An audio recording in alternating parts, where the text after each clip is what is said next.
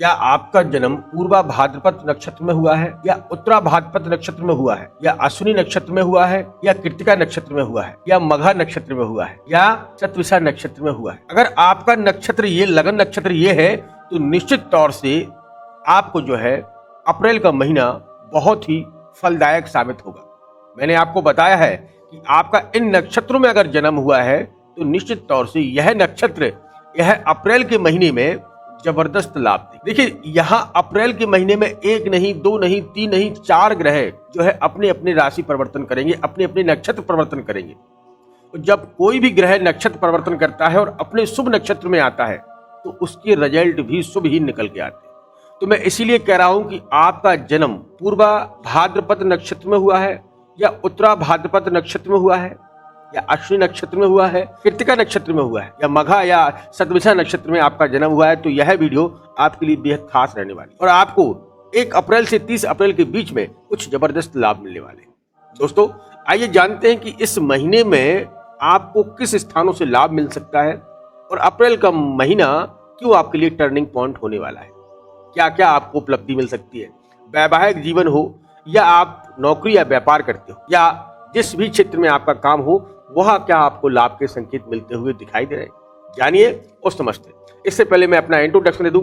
मैं हूं पंडित आर के पाठक और आप देख रहे हैं अपना ही यूट्यूब चैनल आलेस बेल राशि। मित्रों, सबसे पहले मंगल की बात करें तो मंगल इस समय आपके राहु के साथ से निकल के और शनि के साथ में पहुंच जाएंगे 2 अप्रैल 2026 को, लेकिन यह उत्तरा भाद्रपद नक्षत्र में रहेंगे। पूर्वा भाद्रपद नक्षत्र में चल रहे थे तो मंगल 12वें घर में, क्योंकि यह मीन का घर है, मीन राशि का घर है और मंगल को यहाँ अति बली माना जाता है, क्योंकि अपने ही मित्र के घर में मंगल की दृष्टियों को अनुकूल माना जाता है। तो इसीलिए मैं कह सकता हूं कि आपके लिए यानी कि मेष राशि के जातकों के लिए यह महीना बड़ा ही अनुकूल रहने वाला है। कैसे, इसको समझते हैं। देखिए, मंगल के पास में 3 दृष्टियां होती हैं, 4, 7 और 8, और बैठे कहाँ है? गुरु बृहस्पति के घर में। यह गुरु बृहस्पति का पक्का घर है। वहीं पर शनि साथ में है तो यह द्वंद्व योग तो बना रहे हैं, ये मान सकते हैं। द्वंद्व योग का मतलब मंगल शनि के साथ में यह द्वंद्व योग बनाते हैं, लेकिन यहां शनि जो है अस्त होकर चल रहे हैं। शनि अस्त होकर चल रहे हैं और मंगल का यहां आना कहीं ना कहीं फलदायक होगा, क्योंकि मेष राशि का स्वामी भी मंगल ही है। मेष राशि का स्वामी जो है वो मंगल है और मंगल राहु से अंगारक योग से निकल रहे हैं, जो कि 45 दिनों के साथ साथ मैंने अब वीडियो बनाकर डाले थे, आपने देखे हो। वहां राहु मंगल के साथ में अंगारक योग का निर्माण कर रहे थे। अब मंगल शनि के साथ में यहां द्वंद्व योग बन रहा है। अवगत आप सब लोग देख सकते हैं कि जो संसार में गतिविधियां चेंज हो रही हैं वो सबका कारक राहु और मंगल था। वही मंगल अब शनि के साथ में जाएंगे तो यहाँ द्वंद्व योग भी बनाएंगे। ठीक है, परिस्थितियां अभी अनुकूल नहीं होंगी, लेकिन कुछ स्तर तक काम जो है विश्व के जो स्थिरता है वो थोड़ी ठहर सी जाएगी। कहने का मतलब, अब समझते हैं कि मंगल आपकी राशि के स्वामी इस समय आपको क्या क्या लाभ दे जाएंगे। देखिए, 2 अप्रैल को मंगल आएंगे। ठीक है, 2 अप्रैल को मंगल का आना हो रहा है, लेकिन यह उत्तरा भाद्रपद नक्षत्र में जाएंगे 6 अप्रैल को, और यह मंगल के लिए अति बलवान नक्षत्र भी माना जाता है। और फिर 23 अप्रैल को यही रेवती नक्षत्र में चले जाएंगे। तो यहाँ मंगल की गतिविधियां बढ़ने का अच्छा असर आपको प्राप्त होगी। मंगल भूमि वाहन इत्यादि के कारक है, मंगल तेज के कारक है, मंगल आपकी नौकरी के भी कारक है। अगर मंगल 6, 8, 12 में अपने संबंध बना लेते हैं तो निश्चित तौर से आपको जॉब, यानी कि चाहे आप प्रशासनिक क्षेत्र में हो या आप गवर्नमेंट जॉब करते हो या प्राइवेट जॉब करते हो, उसके लिए अच्छे लाभ यह मंगल देते हैं। अब मंगल को ये समझते हैं कि मंगल इस समय आपके लिए क्या फल दे रहे हैं। 1 2 3 4 सीधा सीधा गुरु पर दृष्टि है, पहली दृष्टि। तो मंगल गुरु की दृष्टि से यह एक शुभ योग बन रहा है, जिसे हम लक्ष्मीपति योग कहते हैं। मंगल गुरु की युक्ति एक साथ परिवार, वाणी परिवार मतलब कुटुंब परिवार, कोई घर में मांगलिक कार्य, भाई बहनों की शादियां या कुछ शुभ कार्य में आप सम्मिलित हो सकते हैं। अब दूसरी दृष्टि देखें तो सीधा सीधा मंगल की दूसरी दृष्टि पड़ रही है 4, 5, 6 और 7 छठवें घर में। देखिए, मैंने कहा ना 12वां घर और 6वां घर, मंगल अगर यहाँ इस घर में बैठे हों या शनि बैठे हों या सूर्य बैठे हों तो यह अति बलवान हो जाते हैं। मतलब ये 6, 8, 12 को अच्छा नहीं माना जाता है, लेकिन कोई क्रूर ग्रह अपनी दृष्टि बना ले या इनके साथ में संबंध बना ले या इस घर में ही विराजमान हो जाए तो निश्चित तौर से शुभ फल निकल के आते हैं, वही फल आपको प्राप्त होने वाला है। तो यहाँ से जब अपने 7वीं दृष्टि से देखें आपके जो है 6वें घर को, तो 6वां घर कोर्ट कचहरी का भी होता है, कर्ज का भी होता है, अचानक धन लाभ का भी यह योग बनाता है। तो मंगल जो लोग प्रशासनिक क्षेत्र में है, पद उन्नति होने की संभावना बन रही है, पद उन्नति के योग बन रहे हैं, क्योंकि मंगल इस घर को देखने से जो लोग कोर्ट कचहरी या वकील है या जज है या आप प्रशासनिक क्षेत्र में हैं या आप IAS PCS हैं, मतलब कहने का मतलब है आप गवर्नमेंट से जुड़े योग बन रहे हैं आपके लिए।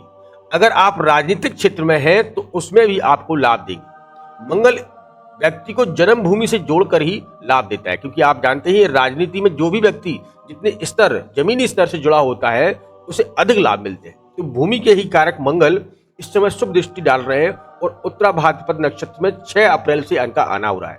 वैसे तो पूर्वा भाद्रपद नक्षत्र में 2 अप्रैल को ये आएंगे, लेकिन यहाँ 6 अप्रैल से इनके रिजल्टों में गति मिल जाएगी। अब हम दूसरी ओर चलते हैं और आपको समझाते हैं कि दूसरा ग्रह और भी बलवान कौन सा है। देखिए दूसरा घर है सूर्य। सूर्य क्या है 15 अप्रैल 2026 को, 15 अप्रैल 14 अप्रैल को आना हो रहा है, लेकिन इनका प्रभाव होगा 15 अप्रैल को। 15 अप्रैल को सूर्य रेवती नक्षत्र में, सबसे पहले रेवती नक्षत्र से निकलकर अश्विनी नक्षत्र में जाएंगे। और अश्विनी नक्षत्र मैंने आपका कहा है कि सूर्य का सबसे उच्च नक्षत्र माना गया है। मैंने आपको बताया है कि आपका अगर जन्म अश्विनी नक्षत्र में हुआ है तो यह समय आपके लिए एक वरदान साबित होगा। जिन लोगों का अश्विनी नक्षत्र लगन नक्षत्र अश्विनी है या आपका जन्म समय चंद्र अश्विनी नक्षत्र में गोचर कर रहा है, उन लोगों के लिए यह वरदान साबित होगा। बात को समझना, अश्विनी नक्षत्र जिन लोगों का भी है, लगन नक्षत्र अश्विनी है या चंद्र लगन नक्षत्र अश्विनी है, तो निश्चित तौर से आपके लिए यह समय एक वरदान साबित होगा, क्योंकि सूर्य आत्मा, प्रकाश और पिता और नौकरी का ही कारक होता है। आपको प्रतिष्ठा, आपकी राजनीतिक पद और आपका जो है सम्मान कराने वाला सूर्य है, और वही सूर्य जो है अश्विनी नक्षत्र में जाएंगे और यह पहले तो 1 से 12 अप्रैल तक रेवती नक्षत्र में जाएंगे, मीन राशि में रहेंगे रेवती नक्षत्र में, और रेवती नक्षत्र से निकलकर 14 अप्रैल से यह आपके लगन में और उच्च स्थान पर पहुंच जाएंगे। उच्च स्थान का मतलब हो गया है कि अब सूर्य आपको वो सब कुछ प्राप्त करवाने वाले हैं जो कि आपको अभी तक नहीं मिला। मैं मान सकता हूं कि शनि का प्रभाव है आपके ऊपर, शनि की दृष्टि है, लेकिन यह अप्रैल का महीना बहुत कुछ प्राप्त करवाएगा, क्योंकि अश्विनी नक्षत्र में जब जब सूर्य का जाना होता है और उच्च स्थान पर बैठना होता है तो जीवन में बड़े ही अच्छे रिजल्ट प्राप्त होते हैं। नौकरी हो, व्यापार हो, राजनीतिक क्षेत्र में बहुत अच्छे उच्च पद सम्मानित करवाने वाला यही ग्रह है। आप समझते हैं कि आप आने वाला समय एक शुक्र ग्रह है जो कि इस घर में विराजमान हो जाएंगे। शुक्र आपके 19 अप्रैल को कृत्तिका नक्षत्र में जाएंगे। मैंने आपको कहा कि शुक्र 19 अप्रैल 2026 को कृत्तिका नक्षत्र में जाना हो रहा है। 1 से 18 अप्रैल तक यह अश्विनी नक्षत्र में रहेंगे, यानी कि दोनों ग्रह एक साथ ही गोचर करेंगे। दोनों ग्रह सूर्य और शुक्र एक ही नक्षत्र आपके लगन में होने से, देखो शुक्र क्या है, व्यवहार का कारक है, शुक्र भोग विलासता का कारक है, शुक्र धन का कारक है। अचानक धन लाभ के योग यहीं से बनेंगे।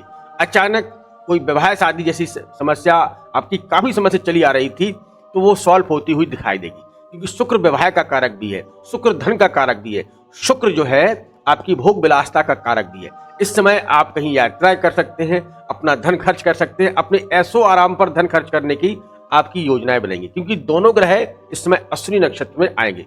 और अश्विनी नक्षत्र में जब दोनों ग्रह आएंगे तो यहाँ पर आपके मन में बड़ी शांति, मन में बड़ी प्रफुल्लता, मन में बड़े अच्छे विचार आपको प्राप्त होते रहेंगे।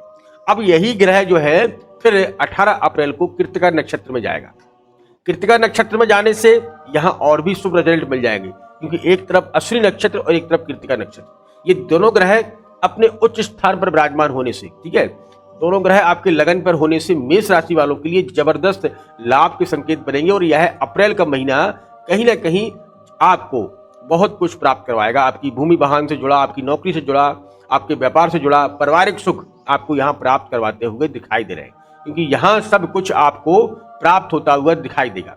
अब हम बात कर लेते हैं शनि की। मैंने आपको सभी ग्रहों के बारे में बता रहा हूं, एक एक करके आप नक्षत्रों को नोट करते जाइएगा। अब देखते हैं शनि। देखो शनि यहाँ पर पूरा यहीं पर मीन राशि में गोचर करेंगे, मीन राशि में ही रहेंगे, लेकिन इनका उत्तरा भाद्रपद नक्षत्र में हो रहा है, ये अस्त होकर चल रहे हैं। ठीक है, तो अस्त होकर सूर्य जो है चलना, इनका कहने का मतलब है कि आपको लाभ मिलेगा। अब देख लेते हैं मघा नक्षत्र में केतु।